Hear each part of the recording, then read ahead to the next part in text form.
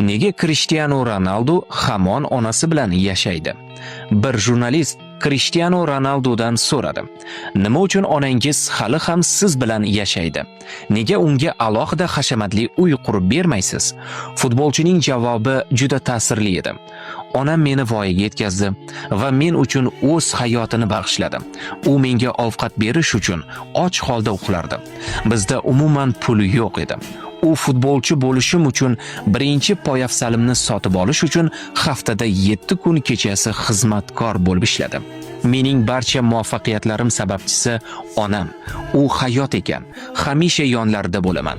Onamning qo'llarida men bera oladigan hamma narsa bor. U mening boshpanam va eng katta sovg'am. Agar siz millionerlar klubiga obuna bo'lmagan bo'lsangiz, ehtimol bizni boshqa hech qachon ko'rmaysiz.